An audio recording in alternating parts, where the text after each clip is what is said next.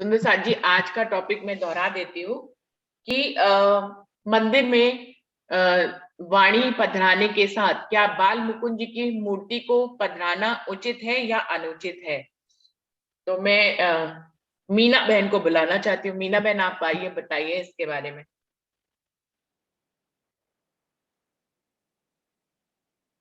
प्रणाम जी दीदी। प्रणाम जी। आप पहले किसी को आगे आने दीजिए, मैं बाद में बताऊं। चलिए, ठीक है ठीक है। तो संगीता दीदी, आपको ही बुलाते हैं, आप आइए। प्रणाम जी। प्रणाम जी। दीदी मेरे को भी ज्यादा नहीं आ रहा, पर है ना, जो ब्रिज की लीला 11 साल 52 दिन की हुई थी, उसको अखंड योग माया में किया गया था। वो अपने राज्य की वाणी तो अपने सबसे ऊपर है, उससे यहाँ का ज्ञान, परम धाम, 25 पक्ष का ज्ञान, सब ज्ञान मिलता है। तो राज्य की वाणी के साथ नहीं पधराए तो ज्यादा अच्छा है, क्योंकि उसका ध्यान वहीं जाएगा। जैसे मीरा बाई थी, वो है ना कहती थी, मेरे तो गिरधर गोपाल, दूसरा ना कोई, लेकिन वो वैकुंठ तक ही गई, आगे नहीं जा सकी। ऐसे राजी महाराज की वाणी है, राजी महाराज की वाणी पढ़े, वो सब पूरा ज्ञान मिलता है। तो हमें नहीं पधराए तो अच्छा है, पधराओ तो कोई ऐसा कोई नुकसान तो नहीं है। प्रणाम जी। विजय दीदी, आप बताइए अपने शब्दों में।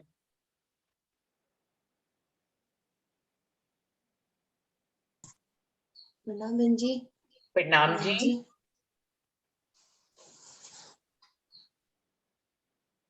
मंदिर में वाणी के साथ बाल मुकुंद जी की मूर्ति पधराना उचित नहीं है। इसका प्रमाण तो बीतक साहब में बताया है। बाल मुकुंद जी ने हरिदास जी को दर्शन देकर श्री देवचंद्र जी के स्वरूप की पहचान कराई कि तुमने इनको बाहरी शिष्य के रूप में ही पहचाना है, इनके अंदर विराजमान आत्म स्वरूप की तुमको पहचान नहीं है।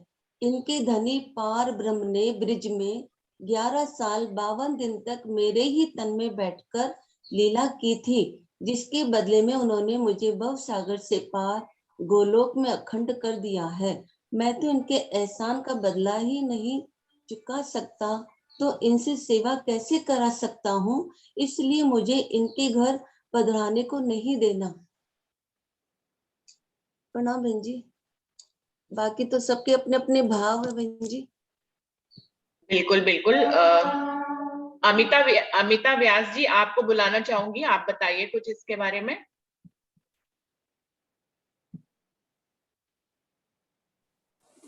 प्रणाम जी सुंदर साथ जी।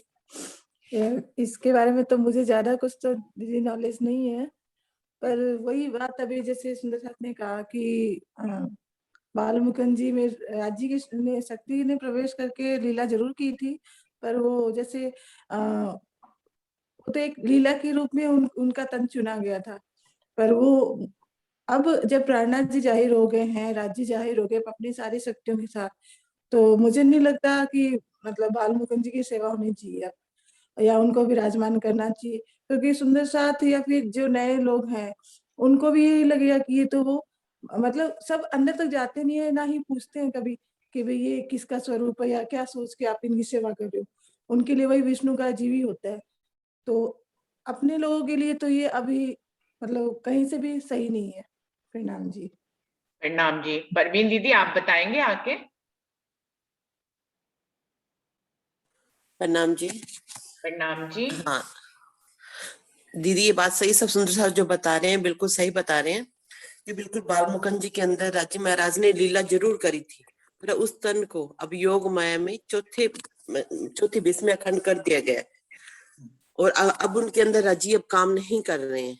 कभी उन्होंने 11 साल 52 दिन तक काम जरूर किया था, पर अब वो नहीं कर रहे हैं। और वाणी तो खुद साक्षात राज्य का स्वरूप है, जो कि परम धाम से आई है, और उनके अंदर पूरी पांचों शक्तियां पूरे राज्य की काम कर रही हैं। तो मेरे हिसाब से तो साथ में नहीं पधराना चाहिए। प्रणाम जी। प्रणाम जी।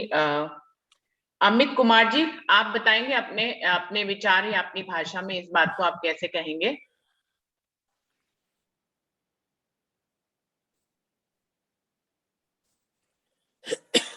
अमित सुंदर साथ जी।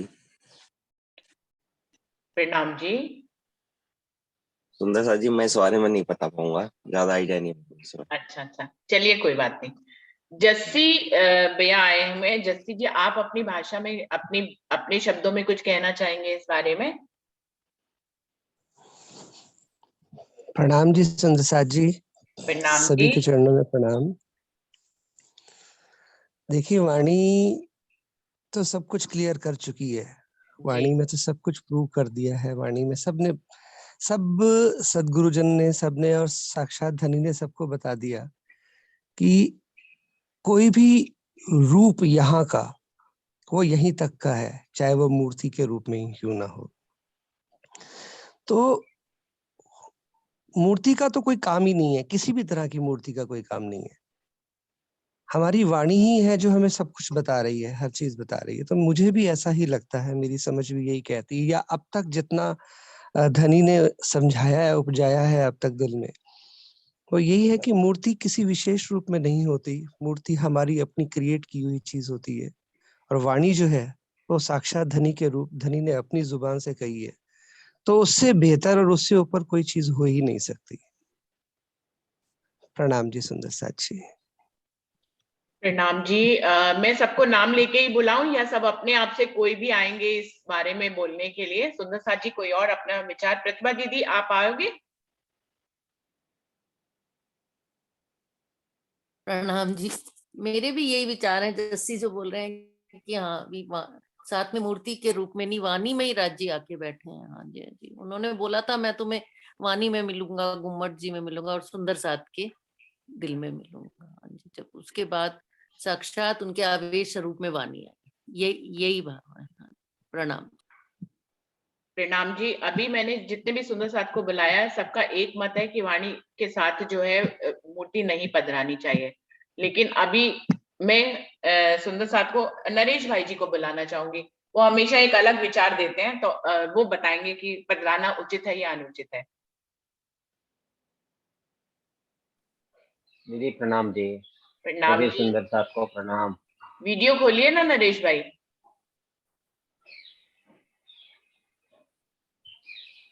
दीदी प्रणाम जी, सभी सुंदर प्रणाम जी, साथ मेरे को कहने पे प्रणाम। क्यों खोलते हैं? पहले आपको खुद ही खोल लेना चाहिए जिम्मेदारी से। दीदी मेरा भाव ऐसा है कि वाणी में भी लिखा है कि जल में रहिए कोरा रहिए। तो कहने का मतलब है कि हमारा एक ही ध्येय होता है राज्य का, चाहे आगे पीछे हमारा कुछ भी, जितनी भी मूर्तियां है या जितना भी फोटोज लगे हुए है, लेकिन अगर हमारा ध्यान ये केंद्रित है कि हम राज्य को ही चाहते हैं, तो हमको आगे पीछे दिखाई नहीं देना चाहिए। क्योंकि हम अब परमधाम में ही बैठ के ये सब सारी जो चीजें हैं वो तो राज्य महाराज के दिल में ही है। बाल मुकुंद जी की मूर्ति गिनो, बाल मुकुंद गिनो, तो श्री कृष्ण गिनो, कोई भी देवी देवता गिनो, ब्रह्मा विष्णु महेश गिनो, कोई भी गिनो, वो सभी परम धाम में बैठ के ही हमें खेल देख रहे हैं और खेल में ही ये सब कुछ आ रहा है। तो मेरा कहने का भाव है कि ये सारे का सारा परम धाम में ही हो रहा है। और हम जो राज्य के प्रति इतना लगाव रखते हैं, तो हमको ये संसार की चीज या खेल की कोई भी चीज हमारे दिल में नहीं आनी चाहिए। क्योंकि हम राज्य के प्रति ही, हम राज्य की अंगना है, तो हम को दिल में ले। अगर वो हमारे घर में, जैसे कि कोई हमारे घर में कोई मेहमान आ जाते हैं, तो जैसे हम घर में जितने हमारा इतना भाव हमारे फैमिली मेंबर पे जो प्रेम होता है, वही प्रेम तो हम नहीं दे सकते ना वो जो मेहमान होते हैं उसको।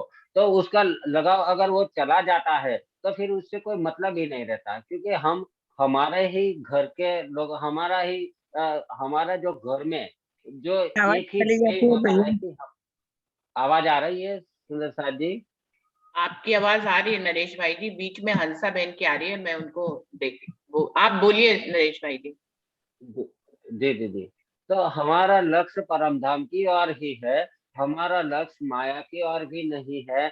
हमको राज्य महाराज ये लाड़ लड़ा रहे हैं बाल मुकुंद भी हमारी अंदर ही समाया हुआ है, सारा संसार हमारी अंदर ही समाया हुआ है।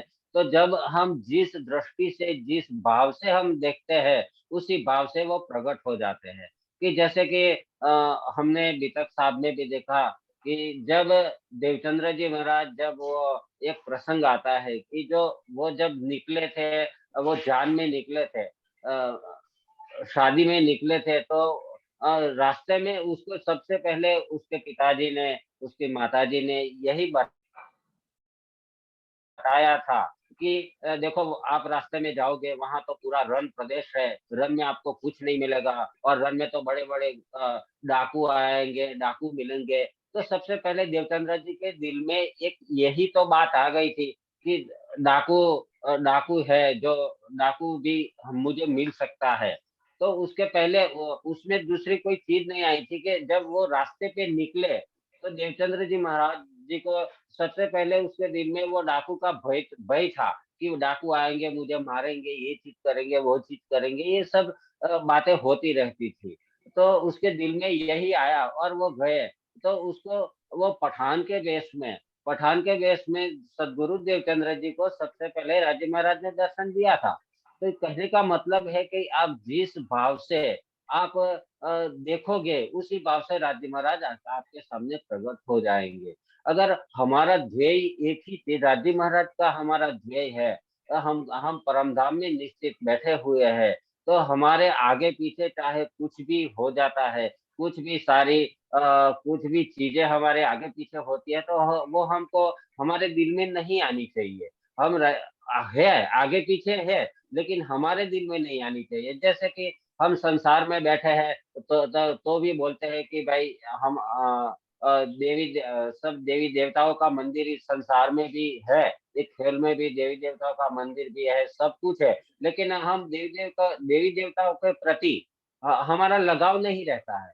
हम राज्य के प्रति जितना लगाव है, उतना लगाव हम देवी देवताओं के प्रति नहीं रखते हैं। वो भी वाणी में राज्य महाराज ने बता दिया है कि ये देवी देवताओं का है, जो मूर्ति पूजन है, वो तो राज्य महाराज ने पहले से ही मना कर दिया है कि ये वाणी में ही मैं हूँ, तो आपको मूर्ति पूजन करने की कोई जरूरत है ही नहीं। तो और मूर्ति वहां तो राज्य है नहीं, वाणी में ही राज्य महाराज विराजमान है। वो जीवों को जो वाणी को नहीं जानते हैं और वाणी को पहचानते नहीं, जिसी को परमधाम की भी बात नहीं मालूम, तो वो ठीक है कि वो कर लेता है, क्योंकि हर एक जीव को अपना उद्धार के लिए, जीव के उद्धार के लिए कुछ न कुछ करना पड़ता होता है।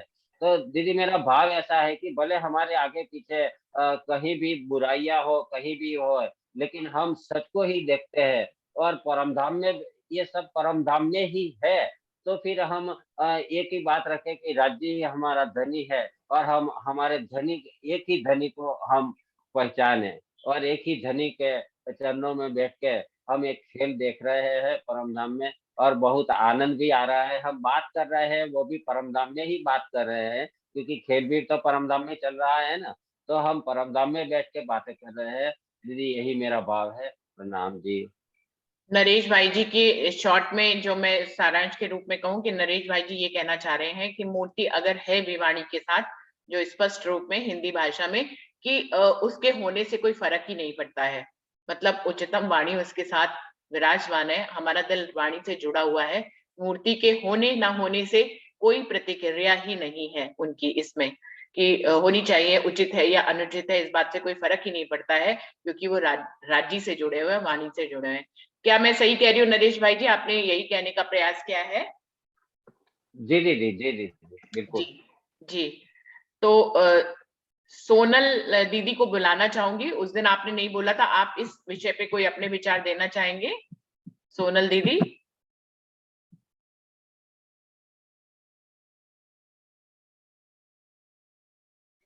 प्रणाम जी। प्रणाम जी, बताइए। आप वीडियो खोलना चाहें तो बिल्कुल खोलें जी। प्रणाम जी। लेकिन सब सुंदर सबको प्रणाम जी। प्रणाम जी।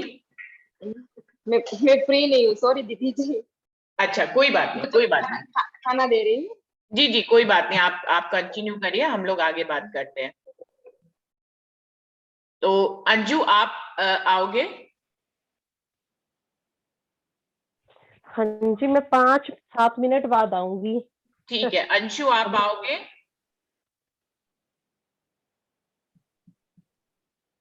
प्रणाम जी। प्रणाम जी।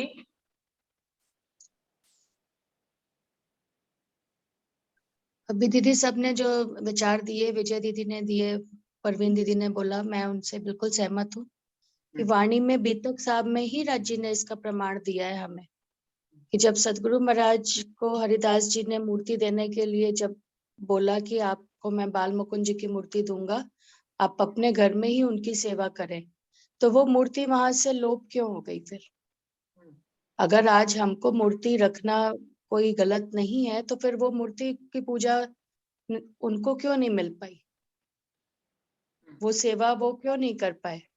और मूर्ति ने स्वयं, बाल मुकुंद जी ने दर्शन देकर हरिदास जी को बोला कि इनकी वजह से ही तो आज मुझे अखंड मुक्ति प्राप्त हुई है, इनके एहसान तो मैं उतार ही नहीं सकता। क्योंकि ब्रिज में यही श्यामा रानी जो है, राधा रानी के रूप में इन्होंने ही आकर वहां पे, और कृष्ण के रूप में राजीव महाराज ने, जो पूर्ण पारब्रह्म अक्षरातीत ने ही मुझे अखंड मुक्ति दी, जो आज दिन तक मुझे प्राप्त नहीं हुई थी। योग माया में मुझे अखंड मुक्ति इनके कारण ही प्राप्त हुई है, तो ये एहसान मैं इनका नहीं उतार सकता। तो वो चौथी भिष्ट में वहां पर अखंड है। तो जो, और हमको पता है कि हमने कौन सी भिष्ट में जाना है, हमारे जीव पहली भिष्ट में अखंड होंगे, और वे नीचे वाली भिष्टों के जीव पहली भिष्ट वालों को प्रणाम करेंगे। जब हमें हमारा स्थान अगर पता है, हमारी राज्य से निस्बत की अगर हमें पहचान है, तो हमको हमारी पहुंच ऊपर की होनी चाहिए, नीचे की नहीं होनी चाहिए।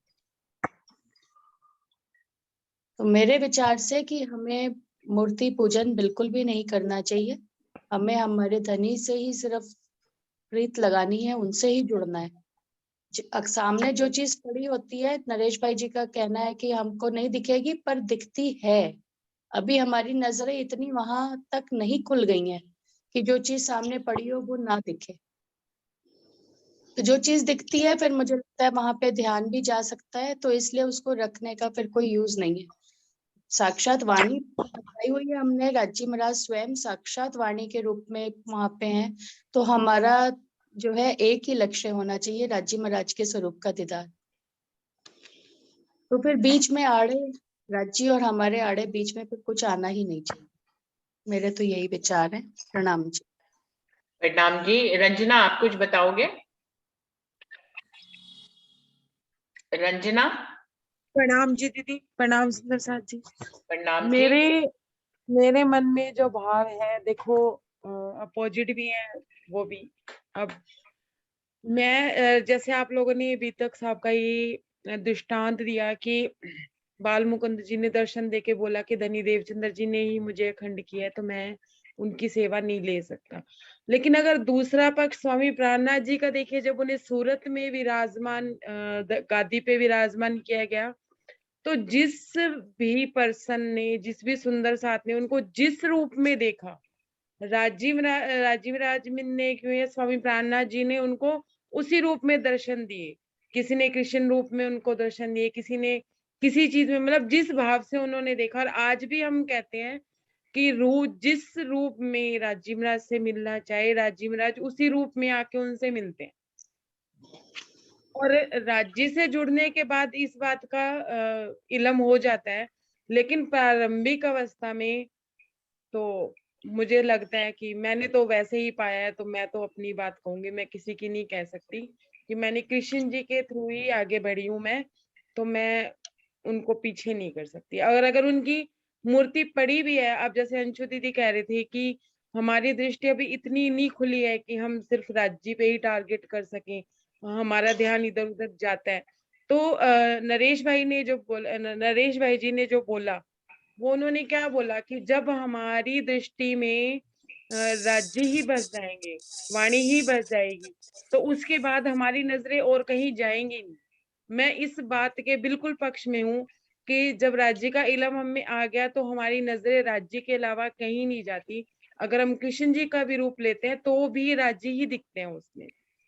और राज्य का ही ध्यान आता है, ना कि कृष्ण जी का आता है या बाल मुकुंद जी का आता है। मेरे मन में तो यही भाव है दीदी, बाकी कोई गलती हो तो क्षमा। नहीं प्रणाम नहीं, जी। कोई गलती नहीं, यहाँ पे सब अपने विचार देने के लिए ही हैं और हम सब अपनी अपनी भाषा में अपने दिल की बात और अपनी जो जीवन यात्रा हमने करी है उसके हिसाब से, इसमें कोई भी माफी मांगने वाली बात ना है रंजना, है ना हमें करनी चाहिए। हम सब एक ही जगह पर हैं, कोई ऐसी खास बात नहीं है। ज्योत्सना बहन, आप कहेंगे अपने शब्दों में कुछ?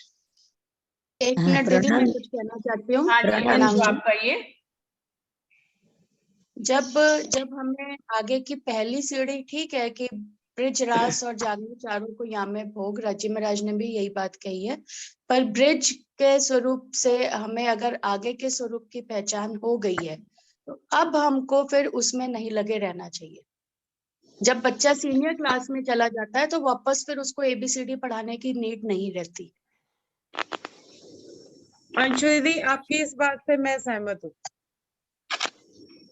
तो फिर फाइनल कंक्लूजन क्या करना आपका? लेकिन कंफ्यूजन यहाँ है ना कि अगर प्रारंभिक अवस्था में कोई सुंदर साथ अगर राज्य की तरफ जाना चाहता है, उसकी प्रारंभिक अवस्था ही ब्रिजरास है, तो उसे हम मना नहीं कर सकते। अगर वहाँ पधरावनी नहीं होनी चाहिए, लेकिन अगर परिणामी मंदिर में अगर कृष्ण जी की मूर्तियां हैं तो उससे कोई प्रॉब्लम नहीं है, कोई दिक्कत वाली बात नहीं है। स्वरूप है तो कोई दिक्कत वाली बात नहीं है मेरे हिसाब से। प्रणाम जी दीदी। अंदर हमने पधरावनी जो है निज मंदिर में हमने पधरावनी किसकी करी है? अब मेरा है, मेरे हस्बैंड का है, और मैं वहां पे नाम किसी थर्ड पर्सन का थोड़ी लिख दूंगी। पधरावनी जिसकी है उसी का नाम होना चाहिए, उन्हीं के ही स्वरूप होने चाहिए अंदर। प्रणाम सुंदर साथ जी। प्रणाम जी। हाँ जी। मुकेश दीदी, हाँ मैं जी। आपसे कहना चाहूंगी, अभी इस प्रसंग को हम कल भी चलाएंगे तो आप बहुत अच्छे से समझाएंगे, हम आपसे कल बुलवाएंगे। आप ठीक है दीदी? ठीक है जी, मैं इसलिए आपको नहीं बुला रही थी, मुझे मालूम है आपको तो सारे योग माया के सारे ब्रह्मांड बहुत अच्छे से मालूम है। नहीं, ऐसा कुछ तो नहीं। आप बहुत अच्छे से विस्तार करेंगी, आपको इसीलिए नहीं बुला रही थी कि आपको मैंने कल के लिए रखा था, तो आपको कल बुलाऊंगी। क्योंकि मैं इसलिए बोली क्योंकि कुछ सुंदर साथ का सवाल उठ रहा था ना कि देवचंद जी महाराज जी को क्यों मना किया, क्योंकि ये देखना कि देवचंद जी महाराज जी के सामने जब उस समय कैसी दृष्टि थी उनकी, जब पूर्ण पहचान नहीं थी, तारतम्य ज्ञान नहीं था, वे विष्णु रूप में पूजा कर रहे थे, और विष्णु रूप में पूजा करते तो विष्णु भगवान उनकी शक्ति को कैसे सहन करते उनकी भक्ति को। लेकिन अब तारतम्य ज्ञान से मैं पूर्ण पहचान हो चुकी है, और बाकी मैं कल ही बोलूंगी जैसे आपने। मेरी बात का बुरा मत मानिएगा, मैंने आपको जानबूझ के कल के लिए रखा था। डॉली दीदी भी कल बोलेंगी, आपको भी कल बुलाऊंगी, अरविंद भाई जी को भी कल बुलाएंगे। आज हरीश भाई को बुला रही हूँ। हरीश भाई जी आप आइए, आप क्या कहना चाह रहे थे? नहीं, मैं प्रणाम कर रहा था। आज मैं बहुत लेट हो गया हूँ, मैं अभी ही उठा हूँ आज। अच्छा, मुझे लगा बीच में मेरा प्रणाम कर रहे थे तो मेरा कुछ भाव कहना नहीं, मेरा भाव यही था कि महाभारत कालीन के दरमियान जो बड़वेदन का जो प्रसंग है, उसमें जब पक्षी की आंख ही उसको विंदने थी, उसको मतलब यही प्रश्न तो यही था, परीक्षा वही थी।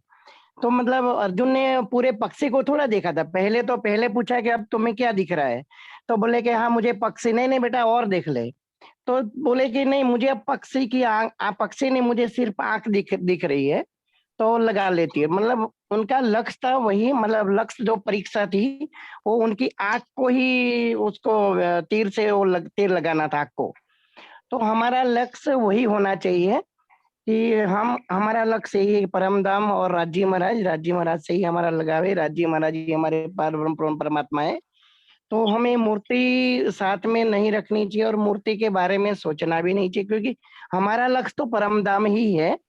तो परम धाम मतलब जैसे मतलब अर्जुन ने पक्षी की आंख ही देखी और उसमें फिर वो परीक्षा में पास हो गए, तो हमारा लक्ष्य उसी की दिशा में होना चाहिए। मेरा भाव वही है। बाकी सब सुंदर साथ ने सही अच्छी तरीके से बताया है, और कल तो हम मुकेश दीदी और डॉली दीदी से सुनेंगे बाकी अर्थ विस्तार में। तो प्रणाम जी दीदी। प्रणाम जी। हंसा बहन आप भी आइए, आप बताइए अपने शब्दों में। प्रणाम जी दीदी। प्रणाम जी। और सभी सुंदर साथ जी ने अच्छे से बताया है। मेरा भाव भी ऐसा है कि नहीं हो, मूर्ति तो नहीं होनी चाहिए, क्योंकि हमारा लक्ष्य तो बस हमारा धन ही है, तो हम नहीं मूर्ति पधरा सकते। वाणी सबसे उचित वाणी है, सबसे हमारा एक परमात्मा तक लेने जाने वाले अब जागृत हो गए हैं हम कि हम पहचान हो गई है। पहचान नहीं जिसको होती वो कर सकते, लेकिन हमें पहचान हो गई है तो फिर हम नहीं रख सकते। मैं तो मेरा भाव यही है दीदी। प्रणाम जी। प्रणाम जी। सुंदर साथ जी, एक हाँ जी, बीतक का प्रणाम जी। प्रसंग। हाँ जी, प्रणाम जी। अब बोलूं 2 हाँ जी, मिनट? बोलिए बोलिए अंजू, आप बोलिए। हाँ हाँ, कह तो रही हूँ सब ज्ञानी सारे कल बोल लेंगे, अज्ञानी आज बोल लेते हैं। दीदी मेरे, अरे अंजू मेरे कहने का ये भाव नहीं था, प्लीज अरे मुझे बताओ नहीं, अरे मैं तो मजाक कर रही हूँ। आपको पता ना मेरा नेचर। मैं तो यही कह रही थी, देखो बिल्कुल सही बात है कि जब तक नहीं समझ होती वो एक अलग बात है, वो स्टेज की बात होती है ना। जब सारी राज्य का कह रहे, पूरे राज्य का जब मंथन करोगे तो यही बात समझ में आएगी, जो ब्रिज को काली अंधेरी रात कहा गया है। तो मेरे को भी यही लगता है कि ये नहीं पधरानी चाहिए मूर्ति। बाकी सबने तो बता ही दिया, विजय दी ने, प्रवीण दीदी ने, जस्सी भैया ने सारी बात बता ही दी। और अभी जो जस्सी भैया कह भी रहे थे कि जो मूर्ति ये तो इंसान ही तो बनाते हैं मूर्ति, और वैसे भी जयपुर तो गढ़ है मूर्ति बनाने का। तो यही बात जो सब ने कही है, अंशु ने कही, सब ने यही, कि मेरे को भी यही समझ में आ रही है कि नहीं पधरानी चाहिए जी। अखिल जी, आप कुछ कहेंगे इस बारे में? सुंदर साथ से प्रणाम करिए अखिल जी, हम लोग आपसे मिलना चाहते हैं और आपको प्रणाम करना चाहते हैं, और आप अपने विचार अगर देना चाहें तो। अखिल जी।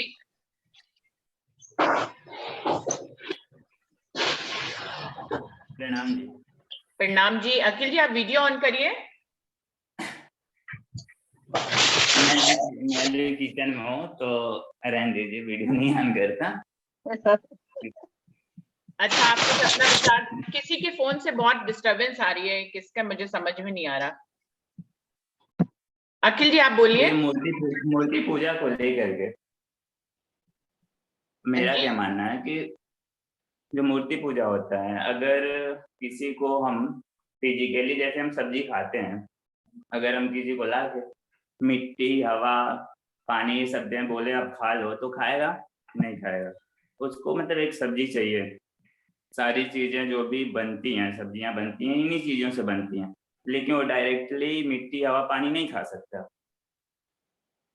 तो अगर मूर्ति पूजा हम इसीलिए करते हैं कि हमें आत्मा का पहचान नहीं है, और जिसको आत्मा का पहचान नहीं है उसको तो स्टार्टिंग मूर्ति से करनी ही पड़ेगी।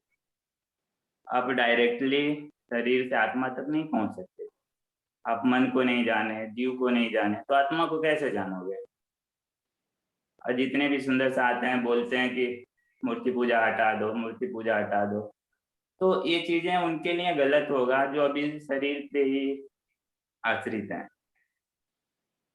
हाँ, मूर्ति पूजा एक स्तर पे हटा देनी चाहिए, मैं भी मानता हूँ इस चीज को, लेकिन तब होनी चाहिए जब आप शरीर से ऊपर उठ गए हो, जब आप जीव भाव से ऊपर उठ गए हो, आत्मा में प्रविष्ट कर रहे हो। लेकिन अभी आप खुद पहले आप पहचानो वाले चीज को आत्मसात किए नहीं, तो फिर आप मूर्ति हटा दो, कुछ भी हटा दो, या बाणी पूज लो, उससे कुछ मतलब कुछ होने वाला है नहीं। कोई सुंदर साथ जी अखिल के इस प्रश्न का उत्तर देना चाहेंगे क्या?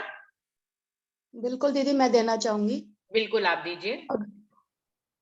स्वामी प्राणनाथ जी को भी ये बात पता थी कि सब शरीर से ही पहले चाल चलनी है, तो उन्होंने गुम्मट जी में फिर मूर्ति क्यों नहीं पधराई? मैं अखिल जी से ही ये प्रश्न कर रही हूँ।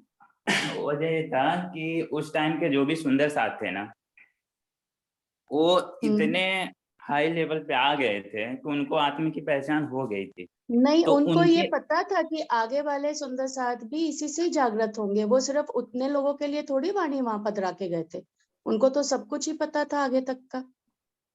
इसीलिए तो वाणी चरने हैं सो आए सही, पर पिछले कारण ने वाणी कही। उन्होंने तो ये भी बोल दिया जो चरण में है वो तो आ ही चुके हैं। मैं ये वाणी जो पिछला जो सुंदर साथ आने वाले हैं उनके लिए ये वाणी मैं देकर जा रहा हूँ। तो उस वक्त फिर मूर्ति भी पधरा देते वो। अब ये बात तो राजी जाना है कि उन्होंने क्यों नहीं पधराया। अभी तो राज्य के मोमेंट में जानते हैं। उन्होंने इसलिए नहीं पधराया कि वाणी में पांचों शक्तियां विराजमान है और श्री कृष्ण में 2 ही शक्तियां थी, अक्षर ब्रह्म की आत्म और राजी महाराज का जोश। लेकिन वाणी में उससे उच्चतम है, पांचों शक्तियां विराजमान है, तो वाणी से जो जुड़ेगा उनको ब्रज की भी लीला का सुख मिलेगा, रास का भी मिलेगा, परम धाम का भी मिलेगा और जागनी ब्रह्मांड के भी सारे सुख मिलेंगे। तो ये बात स्वामी जी को पता थी, इसलिए उन्होंने सिर्फ वाणी हमारे लिए पधराई। जरूरी नहीं है कि बेसिक के लिए मूर्ति चाहिए होगी।